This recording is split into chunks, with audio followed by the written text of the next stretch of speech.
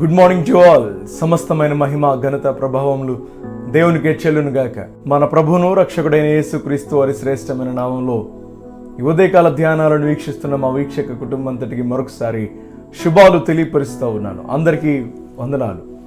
ప్రియులారా, ప్రతిదినం దేవుని వాగ్దానం చేత బలపరచబడడం అది ఎంతైనా ఆశీర్వాదకరం. ఈ దినం కూడా దేవుడు మనతో మాట్లాడడానికి ప్రభు సిద్ధంగా ఉన్నారు. మీరు సిద్ధంగా ఉన్నారా? అయితే రండి, పరిశుద్ధ గ్రంథాలు తెరిచి యెహెజ్కేలు గ్రంథం 37వ అధ్యాయము 4వ వచనాన్ని చదువుదాం. యెహోవా సెలవిచ్చినదేమనగా, మీరు బ్రతుకున్నట్లు నేను మీలోనికి జీవాత్మను రప్పించుచున్నాను. దేవుడి మాట చేత మనందరినీ బ్రతికించి ఇలాగూ ఆశీర్వదించునుగాక. ఆమేన్. ప్రియులరా, ఇది ఒక గొప్ప ప్రవచనం. భక్తుడైన యెహెజ్కేలుకు ప్రభు దర్శనమిచ్చినట్లుగా చూస్తాం. అది ఏ దర్శనం అంటే, అది ఏ సందర్భం అంటే, బబులోను రాజ్యంలో ఇశ్రాయేలీలు అనగా యూదా వారు భయంకరమైనటువంటి కఠినమైన బానిసత్వం ఉంటుండగా, భయంకరమైనటువంటి శ్రమలు భరిస్తూ ఉండగా, వారు ఇదిగో అయ్యో ఈ భయంకరమైన పరిస్థితి నుండి మనం బయటకు వెళ్ళగలమా? మనలను రక్షించేవారు ఎవరైనా ఉన్నారా? మనం అసలు రక్షించబడగలమా?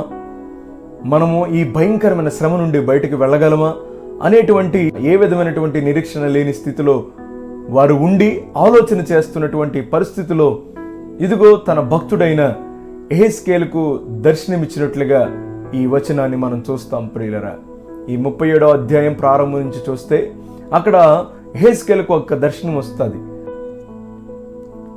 ఆ దర్శనంలో ఒక లోయ ఉంటుంది. ఆ లోయలో ఎముకలు ఉంటాయి. ఆ ఎముకల మధ్య యెహెజ్కేలు నడుస్తూ ఉన్నాడట. యెహెజ్కేలు నడుస్తూ ఉండగా ప్రభు అంటా ఉన్నాడు, యెహెజ్కేలు ఇవన్నీ కూడా మరలా అతుక్కుని బ్రతకగలవా, జీవించగలవా అని అడిగినప్పుడు, నీకే తెలియాలి ప్రభువా అని అన్నప్పుడు, నేను ప్రవచించినట్లుగా ఈ మాట నేను మాట్లాడినట్టుగా నా నామము ద్వారా నువ్వు మాట్లాడు అన్నప్పుడు యెహెజ్కేలు అంటాడు, ఎండిపోయిన ఎముకలారా, మీరు ఒకదానికొకటి అతుక్కుని యెహోవా సెలవిచ్చినదేమనగా, మీలోనికి నేను జీవాత్మను రప్పించుచున్నాను అనేటువంటి మాట ఎప్పుడైతే ఈ మాట యెహెజ్కేలు అన్నాడో, అప్పుడు వెంటనే ఆ ఎముకలన్నీ కూడా ఒకదానికొకటి అతుక్కుని స్కెల్టన్గా ఏర్పడి, దానిపైన నరములు, చర్మము, మాంసము అతుక్కొని దానిలో జీవాత్మ వచ్చినట్లుగా మనం చూస్తాం. అక్కడున్న ఎముకలన్నీ కూడా బ్రతికి జీవించి ఒక గొప్ప సైన్యముగా లేచి నిలబడినట్లుగా మనం చూస్తాం. ప్రియులరా, ఆనాడు ఏ విధమైనటువంటి నిరీక్షణ లేని ఇశ్రాయేలు అనగా యూదా వారితో ఈ చక్కని దర్శనం ద్వారా ఇదిగో ఎండిపోని ఎముకలు ఎలాగైతే లేచి నిలబడినయో గొప్ప సైన్యముగా, అలాగూ ఆ ఇశ్రాయేలు అని యూదా వారిని నేను గొప్ప సైన్యముగా మరల బయటకు తీసుకొస్తాను అనేటువంటి మాటే ఈ దర్శనం. ప్రియులరా, ఈ దర్శనం ఆనాడు బబులోను రాజ్యంలో శ్రమలో అనుభవిస్తున్న ఏ విధమైనటువంటి నిరీక్షణ లేని స్థితిలో ఉన్న యూదా వారికి ఈ యొక్క దర్శనం ఒక సూచనగా ఉంది. ప్రియులరా, అవును, ఆనాడు ఆ బబులోను రాజ్యంలో బానిసలుగా ఉన్నటువంటి ఆ యూదా వారిని ప్రభు బయటకు రప్పించి గొప్ప సైన్యముగా ఎలాగైతే నిలబెట్టగలుగుతూ ఉన్నాడో, ఈ దినం ఏ నిరీక్షణ, నిరాశ, నిస్పృహల్లో ఉన్న మనులను, ఏ నిరీక్షణ లేని మన ఒక భయంకరమైనటువంటి జబ్బు ద్వారా అయినా, భయంకరమైనటువంటి పరిస్థితుల్లో కానీ, భయంకరమైనటువంటి ఏదైనా బాధతో కానీ మనం బాధపడుతూ ఉన్నప్పుడు, ఏ నిరీక్షణ లేని ఇదిగో ఈ బాధ నుండి బయటకు వస్తానా, ఈ శ్రమ నుండి నేను బయటికి రాగలనా అనేటువంటి ఆలోచన కలిగి ఉంటే నేడు మనతోనే ప్రభు మాట్లాడుతూ ఉన్నాడు. ప్రియులరా, ఇదిగో ఆనాడు ఏ నిరీక్షణ లేని యూదా వారిని బయటకు రప్పించాడు బబులోను రాజ్యం నుండి, బానిసత్వం నుండి. ఈనాడు నీవు కూడా ఒక భయంకరమైనటువంటి శ్రమ ద్వారా, బాధ ద్వారా నువ్వు బాధపడుతూ ఏ నిరీక్షణ లేని స్థితిలో ఉన్నావా? ఈ దినం ప్రభు గొప్ప నిరీక్షణ నీకు ఇస్తా ఉన్నాడు. నమ్ము, విశ్వసించు. ఇదిగో ఆనాడు వారిని బయటకు రప్పించి గొప్ప సైన్యముగా నిలబెట్టినట్లు నిన్ను కూడా ఒక గొప్ప సైన్యముగా ఆ భయంకరమైన పరిస్థితి నుండి ప్రభు రప్పించడానికి ప్రభు సిద్ధంగా ఉన్నాడు. ప్రియులారా, ఇదిగో మనం ఏం చేస్తామంటే, మనకున్నటువంటి శ్రమ ద్వారా, బాధ ద్వారా అధికారుల దగ్గరికి వెళ్తాం, నాయకుల దగ్గరికి వెళ్తాం, మనకున్నటువంటి ఎవరైనా మన స్నేహితుల దగ్గరికి వెళ్ళి మన బాధను పంచుకుంటాం, కానీ ప్రభు దగ్గరికి మనం వెళ్ళని వారంగా ఉంటాం.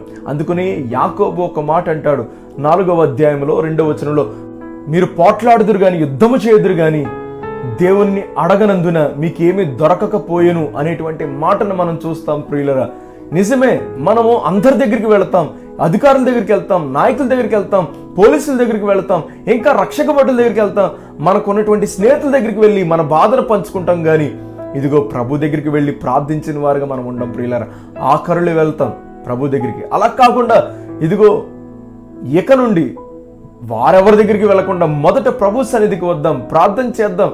ప్రార్థన చేస్తే ప్రభు మనకన్నీ అనుగ్రహిస్తాడు. ఆ భయంకరమైనటువంటి పరిస్థితి నుండి ప్రభుని బయటకు తీసుకుని వచ్చి గొప్ప సైన్యముగా నిలబెడతాడు. ప్రియులారా, ఆనాడు బబులోను చెరలో ఇశ్రాయేలు అనగా యోధవారు భయంకరమైన శ్రమ బానిసత్వంలో ఉంటుండగా వారిని బయటకు రప్పించడానికి ప్రభు సిద్ధపడ్డాడు. నేడు ఆ ఎండని ఎముకలను జీవాత్మను రప్పించి గొప్ప సైన్యంగా నిలబెట్టినట్లు ఇదిగో ఈ దినం నిన్ను కూడా గొప్ప సైన్యంగా నిలబెట్టడానికి ప్రభు సిద్ధంగా ఉన్నాడు. ఎముకలతో, ఎండిపోయిన ఎముకలతో మాట్లాడా?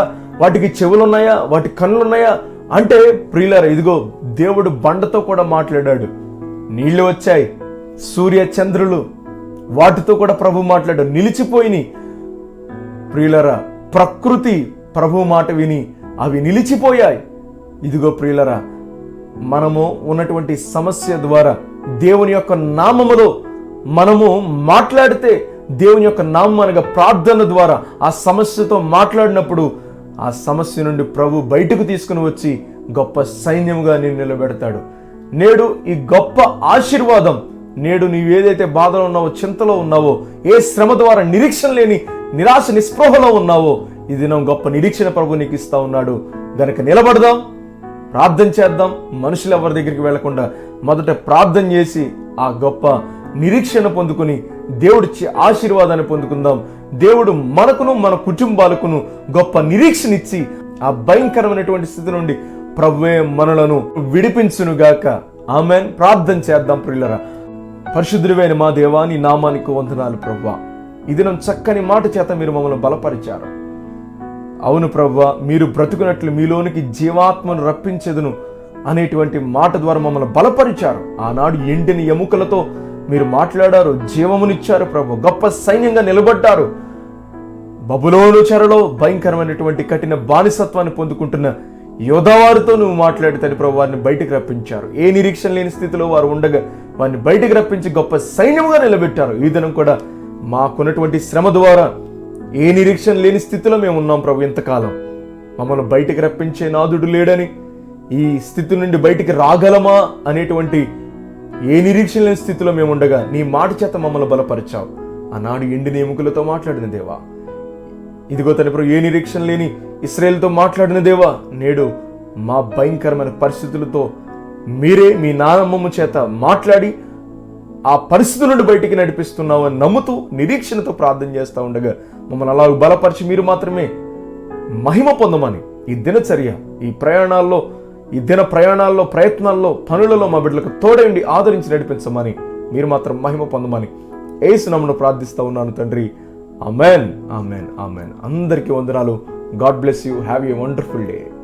దైవజనులు చెప్పబడిన వర్తమానాల ద్వారా బలపరచబడినట్లయితే ఈ లింకును అనేకులకు షేర్ చేసి మా ఈ పరిచర్యను సహకరించి ప్రోత్సహిస్తూ మీరు కూడా ఈ పరిచర్యలో ఒక కుటుంబం కావాలని ఆశిస్తున్నాము. ప్రత్యేక ప్రార్థనా అవసరతల కొరకు సంప్రదించండి. మా ఫోన్ నెంబర్ 9618208081.